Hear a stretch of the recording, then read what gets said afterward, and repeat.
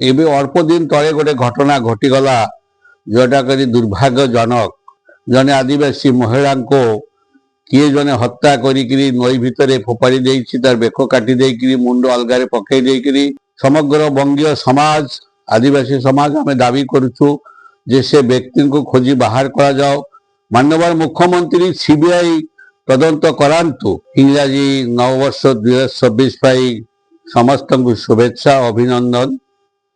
आपण जो प्रश्न कले प्रकृत में 90 मसीह मालकानगिरी मु विधानसभा छिड़ा होती 92 मसीह उपनिर्वाचन में भोट जययुक्त हेली। तापर लगातार भाव में मत भोट देले 3 थर मु ओडिशा सरकार कैबिनेट मंत्री हेली। किंतु एबे एबे अल्प दिन तले गोटे घटना घटीगला जोटा करी दुर्भाग्यजनक सेटा अत्यंत मर्मस्पर्शी जने आदिवासी महिला को किए जने हत्या करी नई भितर फोपाड़ी देइछि तार बेक काटी देइकरी मुंड अलगारे पकई देइकरी अमानुषिक कार्य करिसंती। सेथिबाई आमे समस्ते दुखित। समग्र बंगीय समाज आदिवासी समाज आमे दाबी करूछु जे से व्यक्ति को खोजी बाहर करा जाओ। माननीय मुख्यमंत्री सीबीआई तदंत करांतु। दोषी को छाड़िबा आदौ उचित नुह। संदेह रे का प्रति आमे एक्शन नहीं पारिबा नाही। एवं वर्तमान से गाँव रे आ किसी नाही सबु गाँव घर द्वार धूली सात कर आदिवासी भाई माने से माने गोटे उत्तेजित अवस्था जहाँ कले वर्तमान 60-70 वर्ष बसवास करुवा लोक अवस्थार अवस्था नहीं। माननीय मुख्यमंत्री को धन्यवाद देवी जहा हो उप मुख्यमंत्री को पठई थिले एवं केबी सिंह माननीय उप मुख्यमंत्री जाइथिले मालकानगिरी बुलिकी गाँ को देखिले बसले समीक्षा कले शांति कमिटी कले एवं माननीय मुख्यमंत्री श्रीयुक्त मोहन चरण माझी जने यशस्वी मुख्यमंत्री जने दयावान मुख्यमंत्री से वर्तमान अल्प 2 दिन तले 75,000 लेखाए फैमिली प्रति एवं 20,000 टंका दुकान थिला दुकान पाई घोषणा करिसंती। ये जो टंका मु तो माननीय मुख्यमंत्री कहबी दयाकोरी मुझे अनुरोध करुछि जे से अंततः 5 लाख टंका से प्रति परिवार प्रति एवं गोटे लेखाए प्रधानमंत्री आवास योजना व्यवस्था कले भल हम से माने टिके कम से कम बंचार सहारा पाइबे।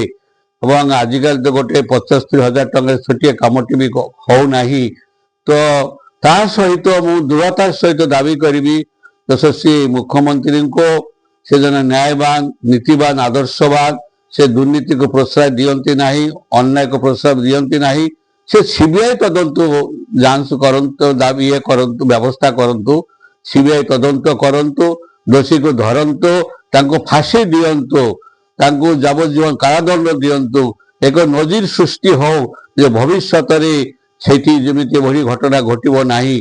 कारण आज हुए एमती है कोई तो आउ किसी समाज पर आउ जदि कहीं क्या किए मारी देकरी को गोटे जगह फोपाई देकी तांको ऊपर चार्ज करियो भूल हम से दोषी धरिबा दरकार। माननीय मुख्यमंत्री को मुझे आउ थे मुझे हाथ जोड़ी निवेदन करुछि माननीय मुख्यमंत्री आप कम से कम 5 लाख टंका से गरीब लोक मान दिंतु जहाँ किसी ना सबू जाक जली जाए छरखार हो जाती सहित गोटे लेखाए प्रधानमंत्री आवास योजना आदिवासी बेंगली लोक मैंने 70 वर्ष है बहुत सौहार्दपूर्ण भाव में बसवास कर परस्पर को भल पाँच परस्पर बाहागर व्रतघर को जानी यात्रा उत्सव एकाठी होती सबकि ठीक अच्छे किंतु गोटे जिनिस है कौन ये जो जिनिसटा हठात अचानक एमती है जी भी देखिले मन में क्रोध आसब मैंने महिलार बेक काटिक किए फिंगिदेला किए से क्रिमिनाल ये देखीदेला आदिवासी भाई माने उत्तेजित हो गले से कहीं आमे भी उत्तेजित होता सेमती देखिले तेणुक ये सामयिक घटना दुर्घटना है तेणुक पुणी से माने एकाठी हेबे शांति कमिटी एवं सबकि ठीक अच्छे किंतु गोटे जिनिस है कौन जे वर्तमान प्रत्येक पल्ली रे प्रत्येक गाँव से बसिक पंचायत सभा समिति कर शांति कमिटी कले सब सुंदर हम भल हम एवं ये जो कथा आप कहले 70,000 टंका 70,000 टंका आपण मैंने चिंता करते कौन हो पार आजिकल दिन दरदाम वृद्धि है ତାଙ୍କର ତ ଚାଉଳ ଡାଲି କିଛି ନାହିଁ, ତାଙ୍କ ଘରେ ଲୁଗାପଟା ସବୁ ଯାକ ସରିଯାଇଛି, ପୁରା ତ ମଶାନୀ ହେଇଯାଇଛି। ତେଣୁକରି ଜଣେ ମୋ ଉପମୁଖ୍ୟମନ୍ତ୍ରୀ ଯାଇଥିଲେ, ଲୋକମାନେ ଆଶା କରିଥିଲେ ଯାହା କିଛି ବଡ଼ ଆକାରରେ କିଛି ମିଳିବ। ଆଉ ତାପରେ ମୁଁ ବି ଜିଲ୍ଲାପାଳଙ୍କ ସହିତ କଥା ହେଇଥିଲି, ସେ କହିଲେ ଆମେ ତ ଦେଇଥିଲୁ 3,50,00,000 ବାଜେଟ୍ ଦେଇଥିଲୁ, କିନ୍ତୁ ଏବେ କମିଗଲା ସେଟା ବହୁତ। ତେଣୁ ଆପଣ ଏ ବିଷୟରେ ମାନ୍ୟବର ମୁଖ୍ୟମନ୍ତ୍ରୀଙ୍କ ସହିତ ଆଲୋଚନା କରନ୍ତୁ।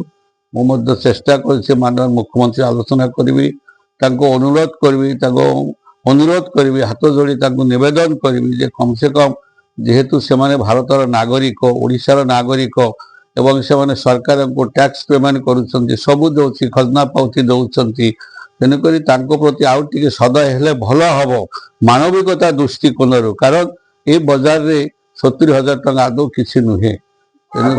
ମୁଁ କ'ଣ କରିବେ ନ କରିବେ ମୁଁ ତ ସେ କଥା କହିପାରିବିନି, ତ ତାଙ୍କ ଉପରେ ନିର୍ଭର କରେ। କିନ୍ତୁ ଯେହେତୁ ମୁଁ ଥରେ ପୂର୍ବତନ ମନ୍ତ୍ରୀ, ସରକାରଙ୍କର ଭାରତୀୟ ଜନତା ପାର୍ଟିର ଜଣେ ବରିଷ୍ଠ କର୍ମକର୍ତ୍ତା ଏବଂ ପାଖାପାଖି ମୁଁ 5 ଥର ତ MLA ହେଇଛି, ହେଲା ପରେ 5 ଥରେ, ତା ସତ୍ତ୍ୱେ ମୋର ଗୋଟେ ରିକ୍ୱେଷ୍ଟ ତାଙ୍କ କରିବାର ଅଛି ଜନସାଧାରଣଙ୍କ ଉଦ୍ଦେଶ୍ୟରେ। ମୁଁ ଚାହେଁ ସମସ୍ତେ ସୁଖରେ ଶାନ୍ତିରେ, ଆଦିବାସୀ ବେଙ୍ଗଲୀ ଯେଉଁ ଯେତେ ସମ୍ପ୍ରଦାୟ ଅଛି ମାଲକାନଗିରି ସମସ୍ତେ ଭଲରେ ରହନ୍ତୁ, ଖୁସିରେ ରହନ୍ତୁ, ଭାଇଚାରା ମେଣ୍ଟେନ୍ କରନ୍ତୁ ଏବଂ ପରସ୍ପର ବିପଦ ଆପଦରେ ଏକାଠି ହୋଇକରି ସାହାଯ୍ୟ କରନ୍ତୁ।